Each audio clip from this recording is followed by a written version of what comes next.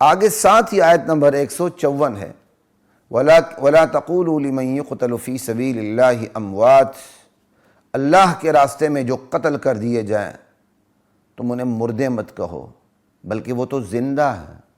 لیکن بات یہاں ختم نہیں ہوتی، وَلَٰكِن لَا تَشْعُرُونَ، لیکن تم ان کی زندگی کی کیفیت کو سمجھ نہیں سکتے۔ بھئی وہ زندہ کہاں ہے؟ دنیا میں ہے؟ آگے آ رہی ہے بات اگلے سپاروں میں، چوتھے سپارے میں غالباً بات آئے گی جا کے کہ بل احیاء عند ربہم یرزقون، وہ زندہ ہیں اپنے رب کے پاس، وہاں انہیں رزق میسر ہوتا ہے۔ یہ نہیں کہ ایک شہید پڑا ہوا پخیر سے السلام علیکم، وہ اٹھ کے وعلیکم السلام، پخیر راگلے کیا حال ہے، ہاتھ ملانا شروع کر دے، ہنسنا شروع کر دے۔ لوگوں نے پاگلوں کی باتیں بنائی ہوئی، ان چیزوں کی کوئی حقیقت نہیں ہے۔ جی شہید زندہ ہوتا ہے، جی ہم نے جا کے شہید سے ہاتھ ملائے، شہید نے دیکھا ہاتھ ملا کے کھڑا ہو گیا جناب علی۔ یہ احمقوں کی کہانیاں، ان کی کوئی حیثیت نہیں ہے۔ یہاں کے حوالے سے شہید زندہ ہوتا ہی نہیں ہے۔ یہ لفظ بتا رہے ہیں وَلَا تَقُولُوا لِمَن يُقْتَلْ، وہ لوگ جو قتل کر دیے جائیں۔ قتل کیا ہوتا ہے؟ روح اور جسم کا تعلق ختم ہو جانا، جن پر دنیا میں موت آ جائے، قتل کر دیے جائیں، انہیں مردے مت کہو۔ کیا مطلب؟ کفار یہی سمجھتے تھے مر گئے، کھپ گئے، اب کچھ بھی نہیں ملا ان کو۔ کہا بھئی اب جو ان کو زندگی ملی ہے نا، اس زندگی کا تو کوئی تصور نہیں۔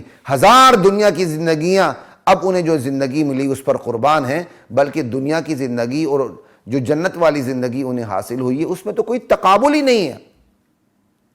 انہیں اللہ کی طرف سے، اللہ کے پاس ایک زندگی حاصل ہے جس کا تمہیں شعور نہیں، یہ بھی یاد رکھیے۔ ایک تو زندگی حاصل ہے دنیا کی نہیں، کیوں؟ دنیا کی زندگی ختم ہونے کے بعد وہ زندگی ملی ہے۔ اس کا مطلب جو زندگی ختم ہوئی ہے وہ الگ ہے، جو زندگی ملی ہے وہ الگ ہے۔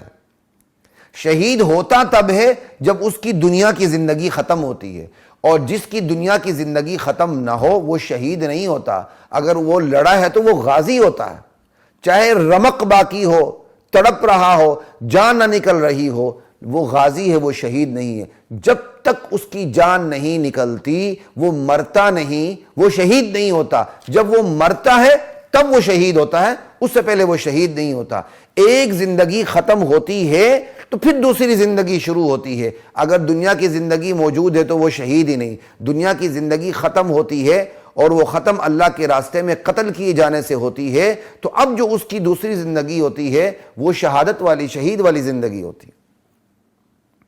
لا الہ الا اللہ۔ تو ایک زندگی ختم ہونے کے بعد دوسری زندگی شروع ہوئی ہے، اس لیے دونوں زندگیوں میں فرق ہے، دونوں زندگیاں ایک نہیں ہو سکتی۔ اور پھر زندگی کیسی ہے؟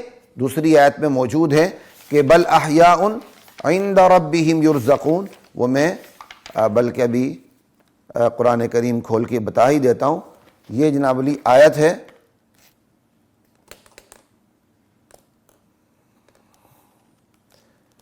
169، بالکل آل عمران کی 169 آیت ہے۔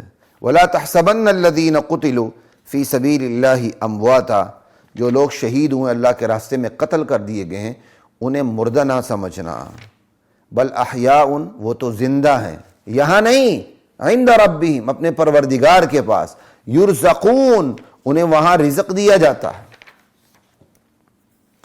تو پہلی بات ہو گئی کہ یہ زندگی ختم ہوتی ہے تو وہ زندگی شروع ہوتی، تو دونوں زندگیاں مختلف ہو گئیں۔ دوسری بات یہ ہے کہ وہ زندہ کہاں ہے؟ دنیا میں نہیں بلکہ اللہ کے پاس ہے، عند ربہم۔ اور تیسری بات کیا ہے کہ وہ زندہ تو ہیں، اب تم ان کی زندگی کو ناپنا شروع کر دو اور ان کی زندگی کو تم سمجھنا شروع کر دو اور اس زندگی کے بارے میں تم احکام لگانا شروع کر دو، یہ دنیا کی زندگی ہے یا دنیا جیسی ہے۔ یہ ساری قیاس آرائیاں ہیں، یہ تخمینے ہیں، حرف غلط سے بڑھ کر غلط ہیں۔ کیوں؟ بات یہ ہے اللہ تعالیٰ نے تمہیں صاف کہہ دیا ہے، ہمیں صاف کہہ دیا ہے وَلَٰكِن لَا تَشْعُرُونَ، تمہیں اس زندگی کا شعور ہی نہیں۔ جب اللہ فتویٰ دے چکا ہے کہ پہلی بات جو میں نے پھر بتائی کہ یہ زندگی ختم ہوتی تو وہ زندگی شروع ہوتی ہے، ایک الگ ہو گیا۔ پھر وہ جو زندہ ہے وہ یہاں نہیں ہے بلکہ کہاں ہے؟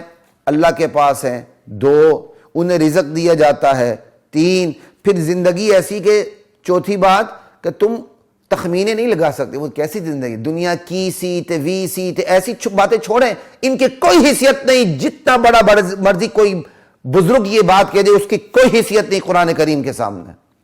قرآن کریم آپ کو اعلانیہ طور پہ کہہ رہا ہے وَلَٰكِن لَا تَشْعُرُونَ, تمہیں اس زندگی کا شعور نہیں ہے, تم اس زندگی کو سمجھ ہی نہیں سکتے ہو جس زندگی کے بارے میں اللہ قطعی طور پر فیصلہ کر چکا ہے کہ تمہیں اس زندگی کی سمجھ ہی نہیں ہے. تو ہم نے تخمینے لگانے شروع کر دیے, وہ دنیا کی زندگی ہے, وہ دنیا کی سی ہے, وہ ایسی ہے تو وہ ویسی ہے, وہ جیسی ہے تیسی ہے. ان تمام چیزوں کو چھوڑ دیں, اس کی کوئی حیثیت نہیں. ہمارے درمیان جھگڑے اٹھتے اسی لیے ہیں کہ ہم نصوص سے باہر جا کر تخمینے لگانے شروع کر دیتے ہیں, حدود سے تجاوز کرنا شروع کر دیتے ہیں, پھر مسائل جنم لیتے ہیں اور پھر ہم آپس میں ہی باہم دست و گریباں ہو جاتے ہیں. ان چیزوں سے بچیں. جتنا قرآن کریم نے آپ کو بتا دیا ہے, احادیث نبویہ سے آپ کو پتہ چلتا ہے, اتنا مان لیں تو اس میں کوئی جھگڑے والی بات پیدا ہوتی ہی نہیں ہے. شہید زندہ ہیں, انبیاء زندہ ہیں, بلکہ ہر مرنے والا مومن زندہ ہے, بلکہ ہر مرنے والا کافر بھی زندہ ہے. اس زندگی کے ختم ہونے کا مطلب یہ نہیں ہوتا مر کھپ گئے, وہ تو کافر ہیں جو قیامت کے دن اٹھیں گے تو دعا کیا کہتے ہیں, تمنا کریں گے یا لیتنی کنت ترابا, ہائے کاش میں مٹی ہوتا, میں اٹھایا ہی نہ جاتا. ایک دفعہ مر گیا بس مٹی ہوتا, میں دوبارہ اٹھایا نہیں جاتا. یا لیتہا کانت القاضیہ, ہائے کاش جو مجھ پر پہلی موت آئی تھی وہ فیصلہ کن ہوتی, میں دوبارہ مجھے زندگی ملتی ہی نہ. زندگی تو بھائی ہر ایک کو حاصل ہوتی ہے, نبی کو حاصل ہوتی ہے, ولی کو حاصل ہوتی ہے, پیر فقیر درویش کو حاصل ہوتی ہے, شہید کو حاصل ہوتی ہے, عام مومنین کو حاصل ہوتی ہے, کافروں کو حاصل ہوتی ہے, ابو جہل کو بھی حاصل ہے. لیکن زندگی میں فرق ہے. اہل ایمان کو جو زندگی حاصل ہوتی ہے وہ جنت والی ہوتی ہے, اہل کفر کو جو زندگی حاصل ہوتی ہے وہ جہنم والی ہوتی ہے. اہل ایمان کو جو زندگی حاصل ہوتی ہے وہ علیین والی ہوتی ہے, اور اہل کفر کو جو زندگی حاصل ہوتی ہے وہ سجین والی ہوتی ہے, وہ سجین میں پڑے ہوتے ہیں. لا الہ الا اللہ. بڑی کلیئر بات ہے. نہ حیات النبی میں کوئی اختلاف ہے, نہ حیات الاولیاء میں کوئی اختلاف ہے, نہ حیات الکفار میں کسی کے اختلاف ہے. حیات انسان میں کسی کا اختلاف ہی نہیں. مرنے کے بعد کام ختم نہیں ہو جاتا, مرنے کے بعد ایک نئی زندگی شروع ہوتی ہے. کہتے ہیں نا انتقال ہو گئے. انتقال کیا؟ منتقل ہونے سے. ہم ایک زندگی سے دوسری زندگی میں منتقل ہو جاتے ہیں. تو حیات النبی کا تو کوئی انکار کر ہی نہیں سکتا, اور پکڑ لیتے ہیں حیات النبی کو. بھائی حیات الاولیاء کا بھی کوئی انکار نہیں کر سکتا, نفس حیات انسان کا بھی کوئی انکار نہیں کر سکتا. آج کوئی ابو جہل کے حیات کا بھی کوئی انکار نہیں کر سکتا. کیا فرعون زندہ نہیں ہے؟ جیسے ہی وہ غرق کر دیا گیا, جہنم میں پہنچا دیا گیا اس کو. نوح علیہ السلام مما خطیئاتہم اغرقوا فادخلوا نارا, قوم نوح علیہ السلام اپنی خطاؤں کی پاداش میں غرق کر دی گئی. لیکن پھر کیا ہوا؟